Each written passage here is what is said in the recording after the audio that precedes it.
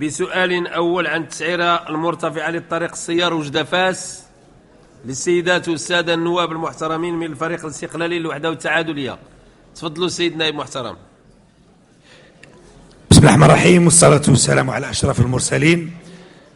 سيد الوزير، لوطوروت ما بين وجدة وفاس ثمن مرتفع. هاد لوطوروت من المفروض أنها دارت باش تفك العزلة على المنطقة الشرقية. كنسألكم باسم الفريق الاستقلالي واش المغزى من هذه المنشأة طريق السير واش باش ندخلوا الفلوس ولا باش تكون في خدمة الشعب المغربي؟ شكرا. كلمة لكم سيد الوزير الجواب، تفضلوا. بسم الله الرحمن الرحيم. أشكر السيد رئيس المحترم على طرح هذا السؤال. فقط نبغي نوضح أن هذه التعريفة منذ زمن وليست تعريفة اليوم، منذ أن أنشئت هذه الطريق السيار وتم الاتفاق عليها التعريفة.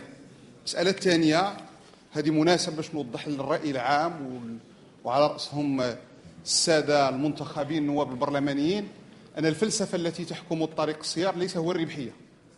الفلسفة التي تحكم شركة طرق السيار ليست هي الربحية، والدليل على ذلك أن الدولة سنويا كتعطيها دعم سنوي بمئات الملايير ديال الدراهم باش كيمكن لها توصل ما يسمى أولا باش تستثمر وباش توصل ما يسمى بالتوازن المالي.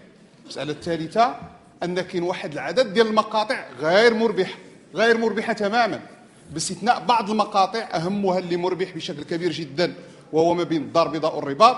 أغلب المقاطع لحد الساعة مازال ما وصلتش وغادي نعطيو قمنا بواحد الدراسة، لأن لما تحمل المسؤولية مع السيد المدير العام قلنا نحاولوا نديروا واحد الدراسة إجمالية ديال الدور اللي كتقوم به الطريق السيار، مع العلم أن الطريق السيار ليست هي لا بغيت تقول خدمة إضافية بحال الواحد كيكون من كلاس ايكونومي كيبغي يطلع للبيزنس كلاس، خدمة إضافية.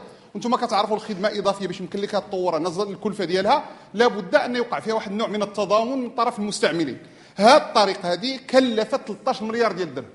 اي باش نعطيكم من فاس الى وجده 13 مليار ديال الدرهم، اي باش ناخذوا هذا الرقم هذا. بطبيعه الحال الغالب فيه وهو انه قروض من مؤسسات دوليه، خصنا نرجعوا القروض ونرجعوا الفوائد بضمانات ديال الدوله كما تعلمون. شحال كتدخل هذه؟ 120 مليون ديال الدرهم. درنا الدراسه قلنا شنو هو الاثار ديال هذا الطريق السيار على المستعملين. يمكن لي نقول لكم بايجاز ان لقيناها انها كيمكن لها دير واحد الربح للمستعملين كيوصل 800 مليون ديال الدرهم سنويا. الا خدينا الوقود، خدينا الربح ديال الوقت، الا خدينا التخفض من التكلفه ديال حوادث السير، الا خدينا فيها الراحه الى غير ذلك، الا خدينا فيها ايضا الخدمات اللي هي مرافقه لها، لقينا بان هذه دراسه قمنا بها لان كنحاولوا نديروا ما يسمى بالتاثير المالي والاقتصادي والاجتماعي ديال البنيه التحتيه، ولقينا هذاك الشيء اللي كيدخل اقل بكثير من الربح اللي كيربحوا المستعمل ديال طريق السيار. وبالتالي يمكن لي نقول لكم يعني احنا كنقدروا بطبيعه الحال لما كنقدروا بان ما كرهناش اننا نقصوا شي شويه، ولكن لما كنشوفوا حجم ديال الاستثمار، الحجم ديال الاثار الايجابيه والمداخل اللي هي لا تصل الى التوازن المالي، اقول السيد النائب المحترم التوازن المالي يصعب علينا يعني اننا نديروا، بالعكس ربما قد نضطر الى التفكير في استثمارات اخرى، وبالتالي التفكير في استثمارات اخرى كيتطلب ان الدوله من جهه والمستعملين من جهه نديروا واحد التوازن المالي باش نجدوا في استثمارات اخرى، وكتنتظرنا استثمارات في الشرق. السيد النائب المحترم. الكلمه لكم سيد النائب لتعقيب، تفضلوا. سيد وزير، الغرض من هذا السؤال امام الراي العام هو بغينا نثيروا انتباهكم انه هذا الشيء اللي وصلتوا له احنا كنستعملوا الطريق السيار خصوصا الاخوان والاخوات اللي مناطق بعيده كل يوم. ما كنقولوا لكمش اودي باش نديروا الحمله مع الناس ونبانوا باللي احنا واعرين، كنقول لكم هذا الشيء تقدروا تداويوه، تقدروا تلقاو له حلول. نقصوا الثمن، سهلوا الولوج للناس. 37% فقط من الناس اللي كيشدوا وجده فاس هما اللي كيشدوا لوطوروت. نقصوا الثمن ماشي باش تخسر الدوله، ماشي باش تخسر الشركه، باش تسهلوا الولوج وتكثروا الولوج للوطوروت. لوطوروت النهار اللي تحلت الساكنه ديال المنطقه الشرقيه وديال وجده وديال فاس فرحوا على اساس انه تحلت واحد المنشاه كبيره تسهل لهم التنقل. اليوم وجده الرباط 143 درهم، ثمن غالي.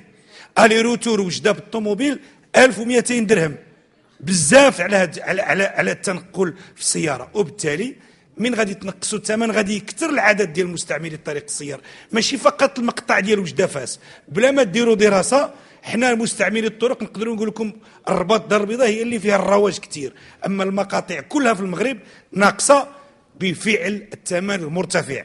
هذا الثمن حددته الحكومه السابقه، ولكن ملي كتحدد واحد الحاجه ودير تجربه وتدخل في التجربه لمده ديال واحد الزمان كتاخذ شنو ممكن تغير. اليوم كنقترحوا عليكم تنقصوا الثمن، تكثروا الولوج. حوادث السير والعمر ديال بنادم اغلى من الثمن ديال التذكره، وإلا سهلتوا الولوج غادي يبقاو حتى الناس من الطبقات الفقيره والمتوسطه حتى هما عندهم حق في لوطوروت، ماشي فقط الناس اللي عندهم الفلوس. سيد الوزير، الامن في الطريق السيار كذلك مهم، ماشي فقط غير نقولوا الطريق السيار والامن ما كاينش. ما بين مقاطع ديال تازه ووجده كاين واحد الظاهره ديال المقاتلات ديال الناس اللي كيهربوا البنزين، وبالتالي حتى هذا كيهرب الناس.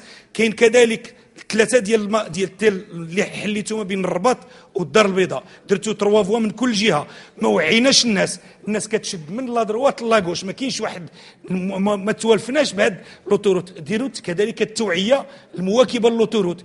هذا الشيء اللي قلتيه لنا اليوم ديال شحال نقتصدوا، وعمموه هذه المعلومه للمواطنين. شجعوا الناس على اللوطوروت، شجعوهم بوسائل الاعلام وشجعوهم بالثمن كذلك. شكرا سيد الوزير. شكرا سيد الوزير. الرد في بضع ثواني، 3 ثواني فقط. لا طيب، على حال انا يمكن نقول بان راه كاين بطاقه ديال استعمال الطرق السيار اللي كتعطي تخفيض ديال 10%، ومع ذلك كندرسوا الان ما يسمى بالتوازن المالي للشركه، وامكانيه نبحثوا على واحد النوع من التعريفه مناسبه، فاحنا كندرسوا هذا الشيء.